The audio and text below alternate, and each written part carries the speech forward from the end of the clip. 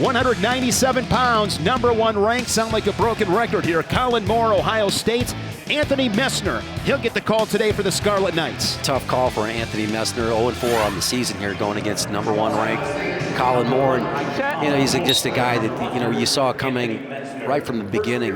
This guy's attack rate at this weight, you'll probably see a lot of examples of it here in this situation, but it doesn't make any difference who the opponent is. His attack rate is much higher than anybody else. He just jumps right back on a shot right there. Wasn't feeling it, comes back out. Center. Action center. Third place at the NCAA Championships as a freshman. Big Ten champion beat Brett Favre. That was a crazy match in Bloomington, 15-11.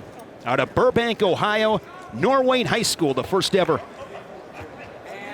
state champ. Won a title as a senior at 182. He's gotten bigger. Yeah, no question about it. He's ducking, and he's had six.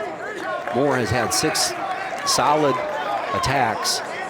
The thing I love about this crowd is any little thing that their guy does, all right, to be able to make this a competitive match, this crowd is all in on. We saw that in the first match with the quick escapes there. That able to have their little takedown, but this crowd is always into seeing their guys do well, no matter what the situation. When it comes to New Jersey, Jim, goes without saying, they just appreciate a fight.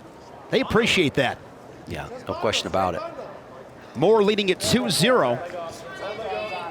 A bronze at the Junior World Championships this past summer. That was his second Junior World team, that freestyle team for the Juniors USA, taking home gold. Moore part of that charge. 2-1, halfway through the first. There's another attack from Moore. Pretty much straight on there, coming off the head. Attacking below, you can see how he's getting a wing set up right there on the far side, working with the half Nelson. Good job of Messner by limping out of that. Great start for Moore, 13-0. I think what Moore is thinking about right now is just what can I do now with the comfortable lead. What can I do to go ahead and take Messner from the feet to the back?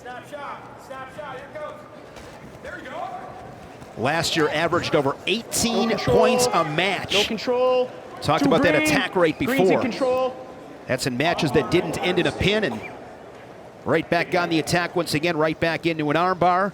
And the thing about the arm, it doesn't have a lot of real estate to be able to kind of pull this thing back in. Yep, good work there. What the referee should be looking at, and you can hear him saying that correctly, he's looking for the wrist to stay on the back when you go ahead, put that leg in and fall back. Like a lot of times that you rotate the shoulder by bringing the wrist off the back, and the opponent has no chance but to go ahead and go with the motion because it's against the joint. Captures that wrist, tight waist. But for Messner, this is probably not a bad place to be. Riding time near a minute and a half, 6-2 after 1. Where you going? Red chooses defense. Rutgers choice, second period. Wait for me, all right, Green, I'll call you on. Okay. Moore showing that optional start, wants to stay on his feet. Bottom man set, he's gonna give you the optional start.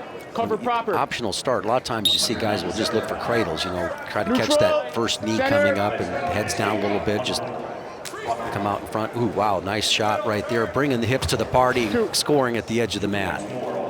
Highlight material for Moore. So much power just explodes to a double. And opening things up, now leading at 9-3. The Buckeyes up 9-0. That quick pin for Miles Martin at 184. I want to make a quick point, Jim, going back to Miles Martin. Tom Ryan had said that with Miles Martin, he believes after he graduates Ohio State, he's got the potential to have his best years ahead. He believes he's capable of those World and Olympic titles. I think he's correct, and I think there's a lot of guys that we've been watching, watched, on Friday, Isaiah Martinez. I think he's another guy that's in that caliber that, maybe hasn't done a lot of international wrestling yet, but those years are ahead. But there's a lot of really good guys out there right now at the international level. You take a look at our teams, they're just, we're not only good, we're deep. Green. Showing the full arsenal here. Low leg attack rate level change. Yeah, good point, Shane, because, the thing that makes more, Green. he can attack Green. below the Neutral. knee to both sides, all right, and he can work off the ties, so he doesn't get slowed down that way. You see, if he doesn't like a tie that he has, he goes right to the wrist, comes right back into a drag, and see, what makes him exceptional is that once he can attack as well above the knee. So he's not just a low-level guy. He can go immediately up to the knee and attack the hips and lift the man as well. So goes to both sides. You know, you don't see a lot of, you know, throws or anything like that, bear hugs, but, you know he's got that type of stuff too. But if he's constantly thinking about attacking below the waist. Got a 1 count, nearly scoring on a tilt. 25 seconds, second period. It's been all Moore, 12-5. And you mentioned yesterday, or just earlier, but that the matches that he had were really high scoring. And as a freshman, he really didn't have the command of maybe the top position to finish out periods in the top position. It was all just attack, the high-paced match, a lot of reversals, a lot of, you know, see, as he gets, you know, into championship form, you're probably going to see him maybe stay on top, you know, work a little bit more from that position. Green takes defense. Because I think he's got the full arsenal certainly on his feet. There's not many guys that can stay with that attack rate that he possesses, but the other part of it is just not giving up reversals, not giving up escapes at the end of periods, unnecessary points that you don't need to give to your opponents. Mat returns, important thing too. Good job of getting your hips out on the return. Out in seconds, make it 13-5. And talking to Tom Ryan, when we talked about Jordan or Martin or Moore, it was always going back to Kyle Snyder and his impact, that standard that's been set in the room. Yeah, I don't think that's can't be debated. I mean, the leadership that Tom Ryan has been able to get out of his senior class. So Green. Tomasello is You're a in control. tremendous example Green, as you're in well. control.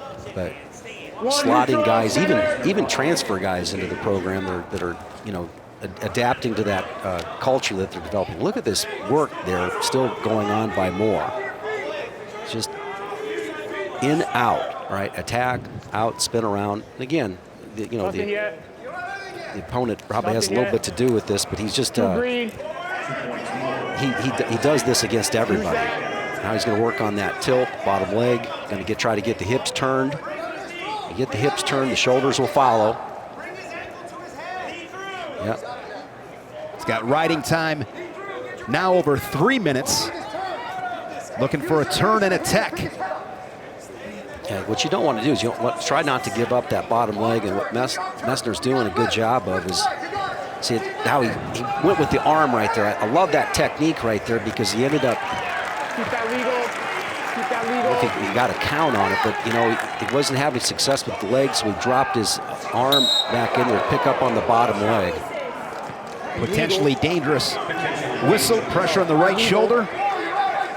24 seconds. Expect him to increase the pace even more. So there's a penalty point right there given to Messner because the referee determined that he was bringing the arm off of the back, that trapped arm position, and doing a nice job of stepping up and controlling.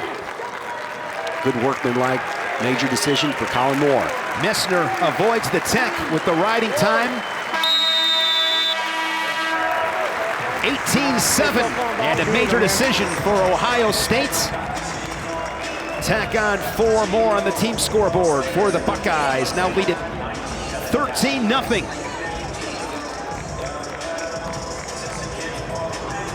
Kollin Moore remains undefeated, now 14-0.